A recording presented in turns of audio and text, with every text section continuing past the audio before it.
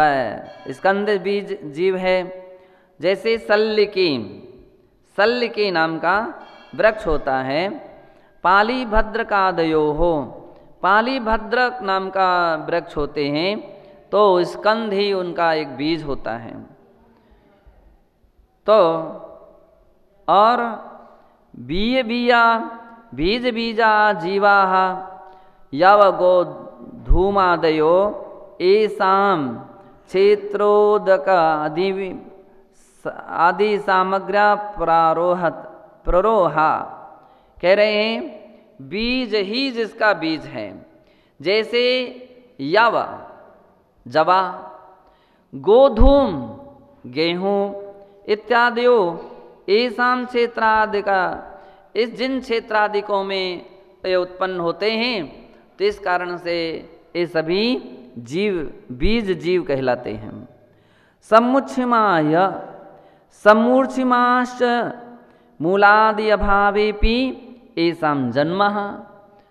समूर्छन, ऐसे समूर्छन जीव हैं जिनके मूल आदि नहीं होते हैं, जड़ नहीं है, कंद नहीं है, पोर नहीं है, फिर भी जो उत्पन्न होने वाली वनस्पति है वह समूर्छिन वनस्पति कहलाती है। जैसे घास आदि हमने बतलाया। भणिया ऐसा कहा है, भणिता कथिता, क्वा कहाँ कहा है, आगम में कहा है। किसने कहा? जिनवरैहि, जिनवर अर्थात जिनेन्द्र भगवान ने कहा है कि सभी वनस्पतियाँ, ये सब वनस्पति का एक जीव हैं। पत्तिया प्रत्येक जीवा पूग फल नाली के राधया, और ये सब प्रत्येक जीव भी होते हैं। प्रत्येक जीव का अर्थ होता है एक शरीर का एक ही स्वामी। वह क्या है? प्रत्येक जीव। जैसे पूंग फल यानी सुपारी, नालिकेर आदयः, नालिकेर इत्यादि। मुझे लगता है कि टीकाकार जो महाराज हैं वे कर्नाटक के साइड के होंगे, है ना, तमिलनाडु के साइड के होंगे। वहाँ सुपारी के और केले के ज़्यादा फसल होते हैं। अगर उत्तर के होते तो आम का उदाहरण देते, नीम का उदाहरण देते, इमली का उदाहरण देते। ये सभी क्या हैं? प्रत्येक वनस्पति का एक है। अनंत कायाश्च विष्णुहि गुणच्यादयाः। और अनंत का एक जीव क्या है? तो क्या है? विष्णुहि अर्थात जो गुणवेल है, विष्णुहि जो जीव है वह, अथवा गुड़ीची यानी गुड़वेल, विष्णुहि अथवा गुरुचि गुड़वेल, गिलोय उसी के सब पर्यायवाची नाम हैं। ए छिन्ना भिन्ना से प्रारोहंती, जो छिन्न भिन्न भी कर दीजिए तो भी उत्पन्न हो जाती हैं। एकस्य यत् शरीरम तदेव अनंतानंतानाम साधारण आहार प्राणत्वात् साधारणानाम एकैकं प्रति प्रत्येकं पृथक कायादया शरीरम येषां ते प्रत्येक कायाः। कह रहे हैं कि ऐसे अनंत कायाश्च, जो अनंत का एक जीव हैं, जो छिन्न भिन्न करने पर भी उत्पन्न हो जाते हैं।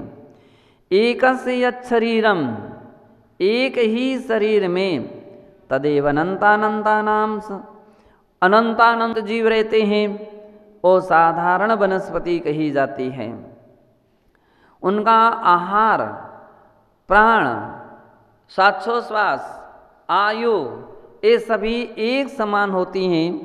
इस कारण से इन्हें साधारण कहते हैं। एकम प्रति प्रत्येकम, और एक शरीर में एक जीव होना उसे प्रत्येक कहते हैं। पृथ्वी का आदयाः, पृथ्वी का एक आदि सभी प्रत्येक शरीरी जीव कहे जाते हैं। और अच्छा, पृथक कादयाः, पृथक काया दयाः, इनके सभी के काय आदि भिन्न भिन्न होते हैं। किसके? प्रत्येक शरीर के। एसाम ते प्रत्येक कायाः, इस कारण से इन्हें प्रत्येक कहते हैं। अनंताः साधारणाः कायो एसाम ते अनंत कायाः, अनंत साधारण जो काय वाले जीव हैं उन्हें अनंत काय कहते हैं। एते मूलादया समूर्छिमाश्च, ये सभी मूलादि और समूर्छन प्रत्येक अनंत कायाश्च भवन्ति, प्रत्येक तथा अनंत काय हुआ करती हैं।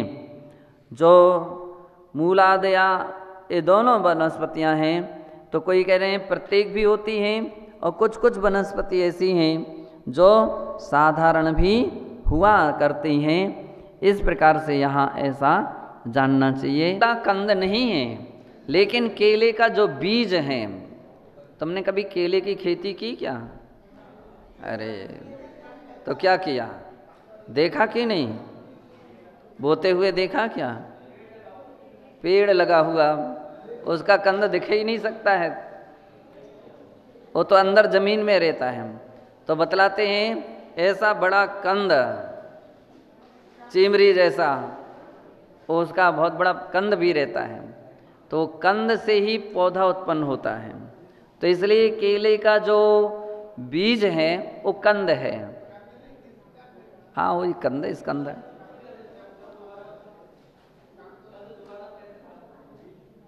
कैसे होता है? हाँ, उसमें बहुत सारे उत्पन्न हो, एक कंद में एक ही नहीं रहते हैं, एक में भी बहुत सारे उनके उत्पत्तियों के स्थान रहते हैं। जैसे आपने बांस का देखा होगा, बांस की वो गांठ से वो बांस तो उत्पन्न होता है, लेकिन एक ही बांस नहीं होता है, बहुत सारे। गन्ने का आपने देखा होगा जहाँ से इक्षु उत्पन्न होता है, तो एक ही गांठ तो है, लेकिन एक गांठ से अनेकों 10-15 ऐसे गन्ने उत्पन्न हो जाते, तभी तो व्यक्ति फसल लगाएगा। माध्यम से आचार्य गुणभद्र मुनि महाराज पृष्ठ नंबर 130 और छंद नंबर 192 में बतलाते हैं कि इस भव में दुख देने वाला यदि कुछ है तो वह पंचेंद्रियों के विषयों की अभिलाषा है।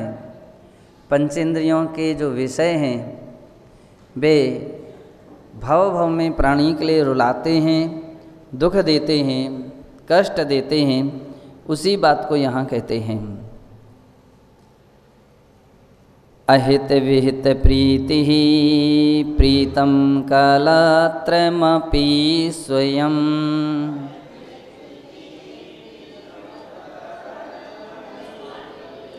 सकृत पकृतं श्रुत्वा सद्यो जहाति जनोप्ययम्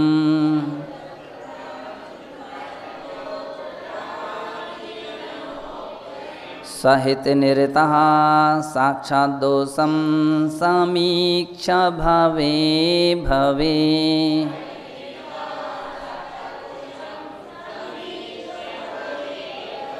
विषय विषवग्रासाभ्यासां कथं कुरुते बुधः। यहाँ पर आचार्य महाराज कहते हैं अहित विहित प्रीति प्रीतम कलत्रमपि स्वयं। जैसे कोई प्राणी अपनी जो कलत्र यानी अपनी स्त्री है और स्त्री के दुराचार इत्यादि को देख करके वह सुन करके तो क्या कहते, जब तक जानकारी नहीं थी तब तक उससे स्नेह रखता था, उससे प्रीति रखता है, और जैसी उसको जानकारी मिलती है कि दुराचारणी है तो फिर उससे क्या हो जाता है, उससे उसकी प्रीति हमेशा के लिए समाप्त हो जाती है। ऐसा उल्लेख मिलता है कि अपने बहुत कुछ ऐसे शास्त्रों में ग्रंथों में उल्लेख मिला कि जिन्होंने ऐसी परिस्थिति देख कर के उनको वैराग हो गया और शरीर संसार से वे विरक्त हो गए और संयम के पथ पर अग्रणी हुए। हिंदू संप्रदाय में एक महारानी पिंगला की कहानी आती है, तो बतलाते हैं कि राजा भर्तृहरि जो थे तो उनका सबसे अधिक बहुत अधिक स्नेह महारानी पिंगला के प्रति था, और इतना अधिक स्नेह था कि महारानी पिंगला के लिए वे अपने प्राणों तक के लिए भी न्यौछावर करने के लिए तैयार थे। लेकिन महारानी पिंगला जो थी वह किसी ऐसी व्यक्ति मतलब जो उनके ही कर्मचारी जो था, गौशाला का जो ग्वाल था उसके प्रति आसक्त थी। ग्वाल जो था वह किसी वेश्या में आसक्त था, ऐसी स्थिति थी। तो बतलाते हैं कि एक बार राजा भर्तृहरि के लिए किसी व्यक्ति ने एक ऐसा मान लीजिए फल ला करके दिया कि अनुपम फल ऐसा ला करके दिया, अमृत फल उसको ला करके दिया कि जिस फल को खा करके मतलब जिसके विषय में बतलाते हैं कि उसकी महिमा ये थी कि जो व्यक्ति इस अमृत फल को खाएगा वो अजर अमर रहेगा। ऐसा वो फल जो है वो ला करके उसने क्या किया, महाराजा भर्तृहरि के लिए दिया, और उस फल के विषय में सारी महिमा बतलाई कि महाराज जो व्यक्ति इस फल को खाएगा वो सदैव अजर अमर रहेगा, वो उसका बुढ़ापा नहीं आएगा, वो उसकी मृत्यु भी असमय में नहीं आएगी। ऐसा इस फल की महिमा है, आप इसका सेवन करें। उसने कहा हम आपके सेवक हैं, आप हमेशा अजर अमर रहेंगे तो हमारी रक्षा और हमारा सहयोग, हमारा विकास, हमारे लिए सहयोग सहायता मिलती रहेगी। हम लोग तो गरीब हैं, अगर अजर अमर भी रह गए तो वो गरीबी हमारी अजर अमर हो जाएगी।